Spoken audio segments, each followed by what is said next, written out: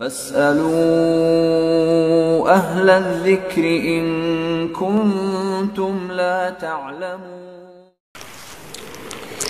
ایک اور سائل ہے افضل زیب، جس کا تعلق ہے بدین ذلسین سے۔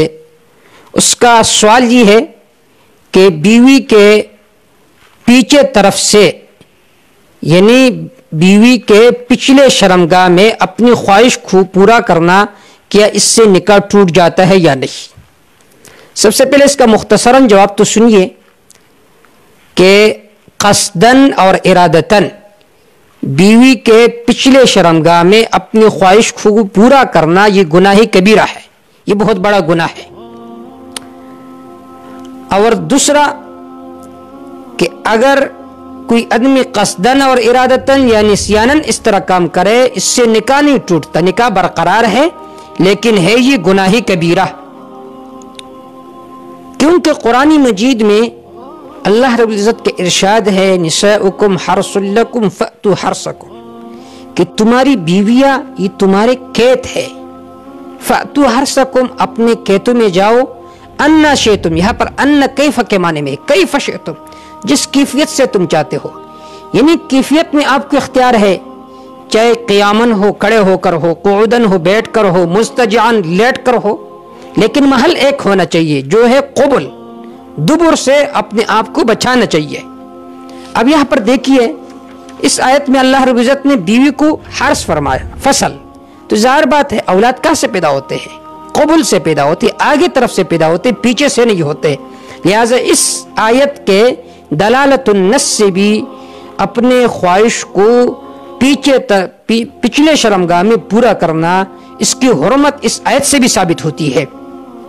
اس طرح قرآن مجید کی بہت ساری آیات ہے، قومی لوط کو اللہ نے جو سزا دی تھی، اور علماء تفسیر نے لکھا ہے کہ اب تک اس قوم پر عذاب ہو رہی ہے، اس کی بنیادی وجہ یہی تھی کہ وہ لڑکوں سے اپنی خواہش پورا کرتے تھے پچھلے طرف میں۔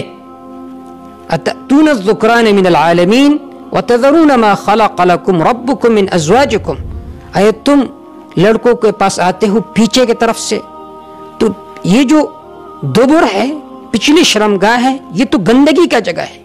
جن لوگوں کا حس ختم ہو جاتا ہے تو پھر ان کے خیال میں جو لذت ہوتے وہ پیچھے کی طرف سے ہوتا ہے، تو اللہ امت مسلمہ کو ان چیزوں سے محفوظ فرمائے۔ قرآن کے آیات سے اس کا حرام ہونا یہ ثابت ہو رہا ہے، اور بہت ساری روایات ہے ابن عباس رضی اللہ تعالیٰ عنہ سے، ابو ہریرہ رضی اللہ تعالیٰ عنہ سے، کہ آپ صلی اللہ علیہ وسلم نے فرمایا ملعون من عمل عمل قوم لوط، آپ صلی اللہ علیہ وسلم نے فرمایا اس شخص پر پٹکار ہے جو قوم لوط والا عمل کرتا ہے، ملعون من عمل قوم لوط۔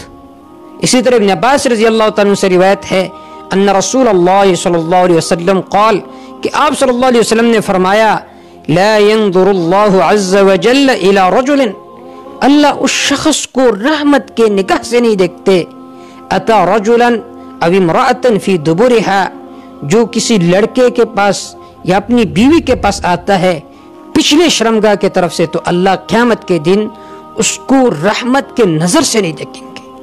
اس روایت کو امام ترمذی رحمہ اللہ نے نقل کیا ہے۔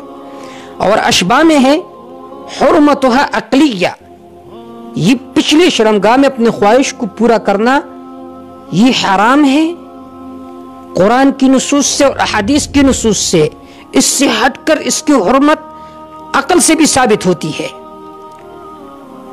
اس کی انہوں نے ایک وجہ ذکر فرمائی ہے کہ دیکھیے جنت میں انسان کی ہر خواہش پوری ہوگی، لیکن فلا وجود لها فی الجنہ، جنت میں وطی فی الدبر کا خواہش انسان کے ذہن میں بھی نہیں آئے گا۔ کیوں؟ کیونکہ وطی فی الدبر یہ ایسا عمل ہے، یہ ایسا عمل ہے کہ جو شرعن بھی قبیح ہے اور عقلن بھی قبیح ہے۔ جن لوگوں کے حس ختم ہو جاتے ہیں تو وہ اس طرح کام میں مصروف ہو جاتے ہیں۔ اللہ امت مسلمہ کو ان کاموں سے محفوظ فرمائے۔ اور بحر میں ہے کہ یہ جو وطی فی الدبر ہے، پچھلے شرمگاہ میں اپنی خواہش کو پورا کرنا ہے، حرمتها اشد من الزنا، زنا سے یہ زیادہ حرام ہے۔ آپ اپنی بیوی کے پچھلے شرمگاہ میں اپنی خواہش کو پورا کرتے ہیں تو یہ زنا سے بھی بہت بڑا گناہ ہے. کیوں؟ لحرمتها عقلا و شرعا و طبعا، کیونکہ عقل بھی کہہ رہی ہے کہ یہ حرام ہے. کیوں؟ لذت کا جو جگہ ہے وہ قبل ہے، سامنے والی جگہ، پیچھے نہیں ہے، وہ تو گندگی کا جگہ ہے. شرعا لحرمت عقلا و شرعا و طبعا، عقلا بھی یہ قبیح چیز ہے، شرعا بھی یہ قبیح چیز ہے، طبعا بھی یہ قبیح چیز ہے. تو اللہ امت مسلمہ کو ان چیزوں سے محفوظ فرمائے. واللہ تعالی اعلم بالصواب.